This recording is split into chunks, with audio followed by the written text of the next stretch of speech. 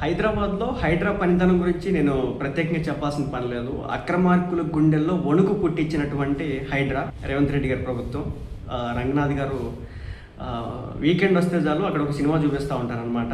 ఎవరైతే ఆక్రమణలు చేసి కబ్జాలు చేసి ఇల్లు కట్టుకొని ఉంటారో ఎంత పెద్ద ఇంటినైనా సరే ఎవరిదైనా సరే కూల్చివేయడమే, ఇంకొక మొహమాటం లేదా. సో అదంతా చేస్తూ ఉన్నారు. అయితే ఇక్కడ అక్కడ నడుస్తున్నటువంటి ఒక వివాదం ఏంటంటే ఓవైసీకి సంబంధించినటువంటి ఫాతిమా కాలేజ్ అని చెప్పేసి అది మెడికల్ కాలేజ్ అనుకుంటా అక్కడ ఒకటి ఉంది. దాన్ని దేంట్లో కట్టారంటే చెరువులో కట్టారు. ఇది వీళ్ళు ఏదైతే హైడ్రా వచ్చిందో ఈ హైడ్రా ముఖ్య ఉద్దేశం ఈ చెరువుల్ని కాపాడటం. సో అదేవిధంగా ఇప్పుడు అక్కడ ఫాతిమా కాలేజీని ఈ చెరువులోనే కట్టుకున్నారు. అది మీరు చూస్తే కనుక చెరువు సగానికి ఉంటుంది. ఇప్పుడు దాన్ని ఎప్పుడు కూలుస్తారని చెప్పేసి చాలా మంది అడుగుతూ ఉంటారు. మీరు సామాన్యులు ఇళ్ల మీదకి వెళ్ళిపోతున్నారు కదా, దాన్ని ఎప్పుడు కూలుస్తారంటే ఈ రోజున ఆయన చెప్తా ఉన్నాడు అనమాట. ఏం చెప్తున్నాడు?